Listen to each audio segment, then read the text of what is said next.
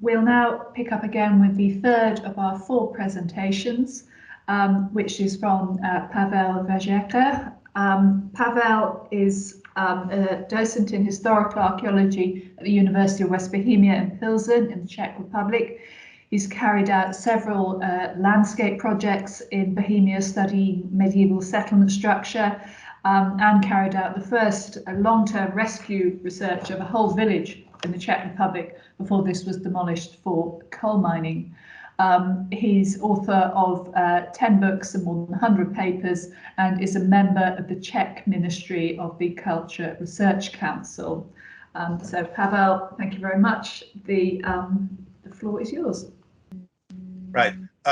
So let me start with the Czech Heritage Act, which is actually the oldest heritage act among post-communist countries in Central Eastern Europe. It has 23 amendments. But if you put it onto slideshow, I think that it's just showing the. Oh, sorry. Yeah, is okay? Brilliant. Yeah, that's perfect. Yeah, thank you. Well, and it ensures that's what's the most important thing, that ensures the obligation for developers to cover financial costs of rescue excavations. There have been 10 attempts of larger revision of completely new act, but without any result. Well, the act delegates very important, well, some part of important public governance to the Institute of Archaeology of the Czech Academy of Sciences. There are actually two branches, one in Prague, the Prague Institute of Archaeology, and another in Brno, in Moravia. So according to the current legislation, the Institute of Archaeology of the Czech Academy of Sciences has the key role in rescue or development-led archaeology in the country. So the institute coordinates archaeological excavations in the Czech Republic. It administrates and develops information system. It also administrates announcement from developers. And according to the institution, according to the information from the institute, there are more than 15,000 announcements from developers every year. And it also archives, manages archive of excavations, excavation reports from Bohemia and Moravia. The Ministry of Culture provides licenses to archaeological institutions on the basis of recommendations from the Institute of Archaeology. Institutions conducting rescue archaeological research activities include both public institutions, as museums or as regional institutes of national heritage, and also private archaeological companies, archaeological units. Now we can have a look at the number of archaeologically studied medieval rural sites in the Czech Republic. Well, these informations are based on the system managed by the Institute of Archaeology, Academy of Sciences of the Czech Republic. The public version of the database doesn't enable the detailed analysis of this data set. I'm currently cooperating with my colleague David Novák from the Institute of Archaeology in Prague, and the detailed analysis needs to go to the raw data, and I hope we'll have results next year. But while these general figures can give us some information about development of medieval rural sites research activities in the Czech Republic, well, there is a remarkable increase of the number of excavated early medieval sites in the 1970s and 80s. And it's very much connected with the rapid development of rescue archaeology, already in the communist era. And then another increase in the 1990s. And then we can say there is kind of stabilization of a number of early medieval sites studied every decade. Well, the gray number indicates large-scale excavations, but there is also bias because some archaeologists perceive 10 square meter excavation as large-scale excavation, some 1 hectare and more. So there is real bias in the data. And also the map shows kind of patchy structure in Moravia, and it's also caused by the lack of data, because the database, especially in Moravia, is still being built. So the system registers more than 800 early medieval settlements which have been studied using archaeological techniques. When we look at the high to late medieval villages research, so high Middle Ages is chronologically defined as the 13th century, later 14th, 15th century. Well, we can see a little bit different picture. The development of rescue activities can be linked to especially to the 1990s, and then there is the decline in the last decade. Well, these rescue research activities are linked mostly to inhabited contemporary villages. Well, now we look at individual types of medieval rural sites. Well, the early medieval rural settlements include both settlements situated outside later villages. That's the most of these sites are situated in former fields, areas which have been cultivated, plowed for centuries, and there is obviously absence of surface archaeological contact, so we document only sunken features, bits set to the subsoil, and there are very few examples of early medieval settlements with preserved stratigraphy above the subsoil level, for instance, in the valley bottoms or accumulation sections of slopes, where these contacts are covered, superimposed with some eroded layers. And there certainly a similar situation can be found also in settlements situated underneath later or contemporary villages. And high to late medieval villages research includes inhabited villages, and I'm going to focus on this type of sites so in my paper. And there can be there are actually two possibilities: sites with no longer preserved structures above the ground, so excavations of house plots where the standing buildings have been already demolished, or sites with preserved original farm buildings. It's possible to carry out complex building archaeology project. And in very few examples of deserted medieval villages which were excavated during rescue archaeology projects. So deserted villages in Bohemia and Moravia are mostly situated in woodland.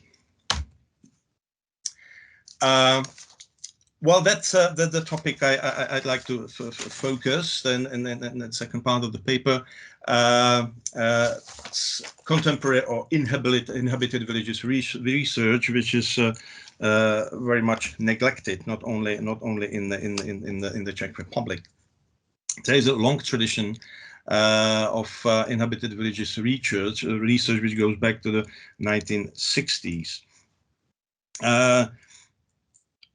However, as all these activities were always of a rescue character, there is only exception. It's the ongoing community archaeology European project led by Carenza,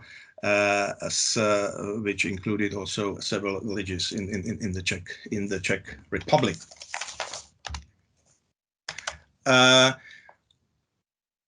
Rescue excavations in more than 2,000 inhabited villages have been carried out so far. However, only a very small portion of these research activities were processed and less than 20 published as case studies.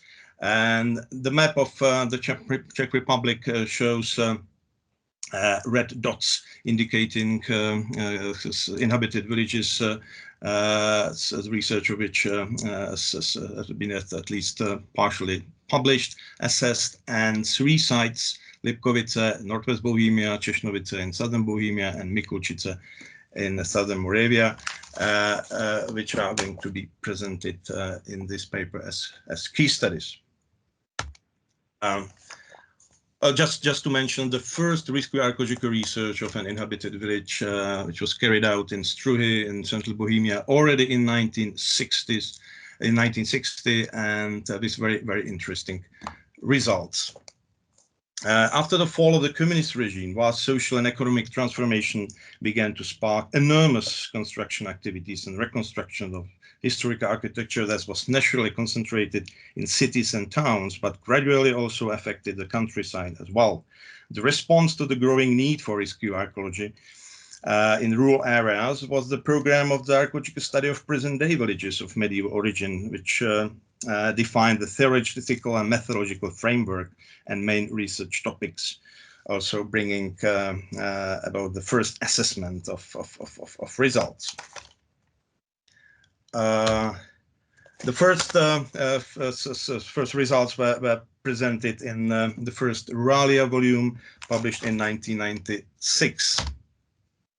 And this is the first example, the famous site Mikulčice. Indeed, it's the cadastral territory where the great Moravian hill fort Mikulčice is situated in the eastern side in the woodland near the Morava river. However, the village of Mikulčice itself hasn't been studied archaeologically until recently. Well, in cooperation with local Hodoni Museum, we focused on one house plot, which was completely reconstructed in about 10 years ago. And as the rescue research revealed very interesting evidence of the later medieval and post-medieval development of the house plot. The earliest house, which is dated to the late 14th century, was gable-oriented and had corner-timbered lock construction with door plaster and sunken storage section in the back. After it was completely burned in the early 15th century, a new 3-compartment house with a sunken storage part was built, but its disposition and construction changed. So that the farther one on the left, where we can see the sunken storage section of the house provided with some post-construction. The long walls of the second farther, the new house, oriented parallel with the village green, and some dried bricks were used in its construction.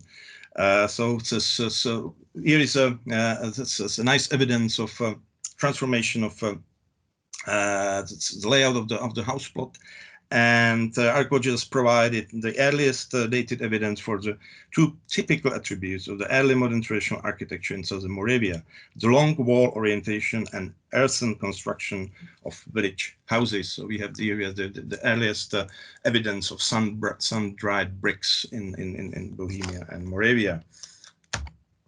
Second example is from Češnovice, from southern Bohemia. The village house situated, the house plot situated in the north western part of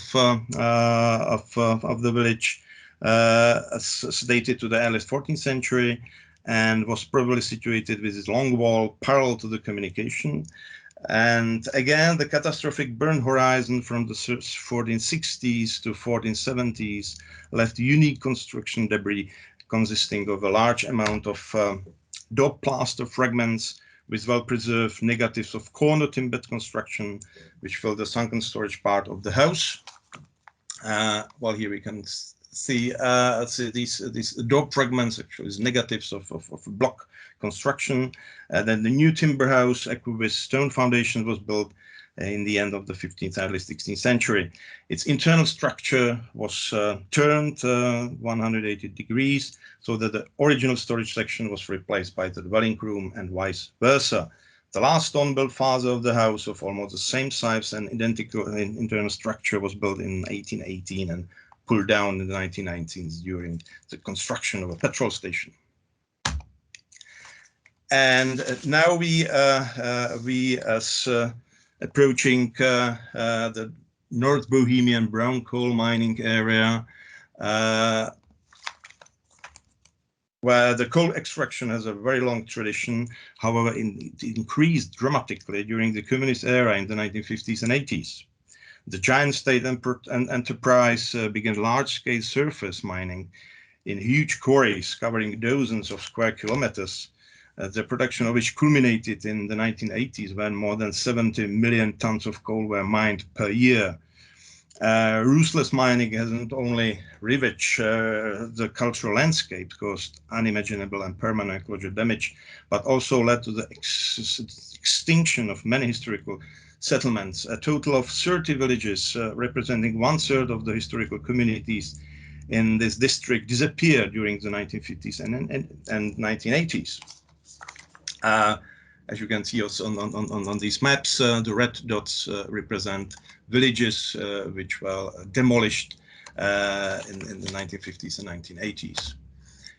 The last village, which was demolished in the early 1990s, was at the same time first one which was studied archaeologically. This is a photograph from 1980s taken by Jan Klapste, who worked intensively in this area. And here we can see development of the village on historical maps and 20th century aerial photographs.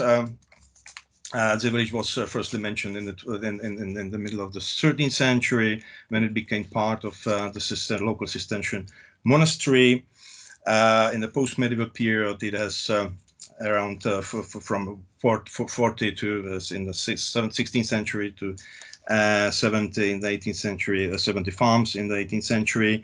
The village changed dramatically in the late 19th century. Due to rapid industrialization of the region, especially the development of the coal mining. The population increased sevenfold over the course of 100 years. In 1833, that's about 300 inhabitants. In 1930, the population reached more than 2,000 inhabitants. Ethnically, the village was divided into Czechs and Germans before the Second World War. Farmers representing the original or at least early modern population were Germans. The miners and workers who began coming in the end of the 19th century were mostly Czechs. After the war, the inhabitants of German ethnicity were expelled, as in the whole so-called Sudetenland of former Czechoslovakia. Demolition in the early 1990s. And so two phases of archaeological research focused on the historical core of the village, trial trenching in the 1990s, and subsequent large-scale excavations, which started in 2018. We cooperate with Institute of Archaeological Heritage in Northwest Bohemia and anthropologist colleagues from Department of Anthropology, Wrocław University of Environmental and Life Sciences. There are 7 main aims of the research. Certainly prehistoric settlement of the microregion, then early medieval settlement pattern, high medieval settlement transformations and origins of the nucleated village, later medieval village, parish church and the churchyard, post-medieval village development, but also the impact of the 19th century industrialization. Here we can see the results of trial trenching in the 1990s, showing the nucleation core of the village indicated by red color. So this is interventions, trenches with evidence of the 12th and early 13th century settlement, and the green color indicates late 13th and 14th and 15th century finds showing the development of the village. According to the current archaeological data, the early medieval settlement underneath the later village was established in the 7th to 8th century. Until the 12th century, the village was very likely represented by several components, which may indicate a dispersed settlement form consisting of several farms situated along the stream. Due to the later village development, only fragmentary remains of early medieval settlement have been preserved.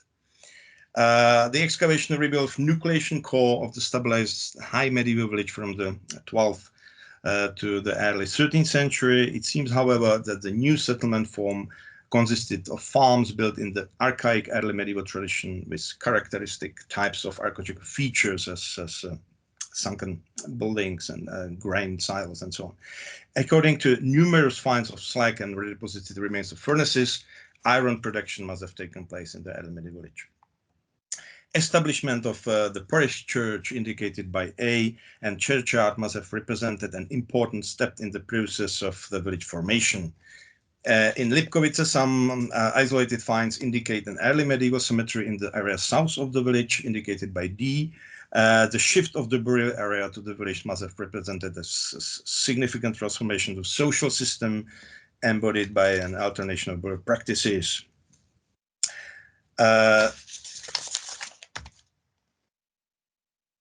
Sorry, the second phase of the stabilized village formation occurred probably in the late 13th and early 14th century. In this period, the village with a developed normative layout was established and consisted of 2 rows of farms lining a long village green with a stream flowing in its middle. We've got 2 minutes. Yes. Archaeological evidence showed that individual house plots may have not changed since the late Middle Ages until the early 19th century. So this cadastral map from the early 19th century actually captured the normative layout of the village, which was established already in the high Middle Ages. That the St. Nicholas Church with its early Gothic predecessor, and very likely also a timber 12th century church. As a typical indicator of building tradition transformation in the 13th century, can be represented by these late medieval cellars. Well, we can't say cellars because they were not provided with massive walls, erdkeller. They had timber revetment only, and they indicate the first phase of the high medieval rebuilding of the village. There's also strong evidence of surface medieval houses situated underneath the contemporary or modern post-medieval modern houses. So there's a long-term stability in house location. In the 1990s, it was possible to excavate interiors of standing structures. Currently, there are only foundations of demolished houses. So I come to the conclusions. Archaeological activities focused on inhabited villages in Bohemia and Moravia have achieved significant results which could not have been provided by research that was traditionally oriented on early medieval settlements outside existing villages or deserted medieval or post-medieval villages. These excavations have produced records that allow for a diachronous perspective regarding the long-term development of the settlement and habitation area. complicated settlement transformation and nucleation process was revealed not only in Lipkovice but also in at other sites, which I haven't mentioned. While the 13th century, which is characterized as the period of high medieval transformation, nucleation, stabilization, and so on, seems to be much longer. It seems that the process was occurring already in the 12th century and continued in the early 14th century. And well, as we can define two phases of religious stabilization. The first one, the macro transformation of settlement pattern represented by nucleation cause, and the second, like micro, stabilized village plans, establishment, introduction of regular layout of farms. The evidence showed the long-term continuity of studied villages which have been established in the High Middle Ages. And there is also strong evidence of catastrophic burn horizons in the 15th century and the 17th century. The 15th century events can be linked to the Hussite wars, 17th century 30 Years' War, which affected Central Europe dramatically. Stop-lived contacts provide evidence of specific historical events, but also about the conditions of everyday life and the living standards of peasants. Villages had to be re-established after their destruction, which in some cases caused changes in village structure. That gives us critical view on the earliest map evidence from the late 18th and 19th century, which has been used by historians. And finally, both continuity and discontinuity of the farm's layout. So there are numerous examples of long-term spatial continuity of the farmhouses locations since the late Middle Ages, certainly with some shifts on both longitudinal and crosswise axes. So thank you very much for your attention.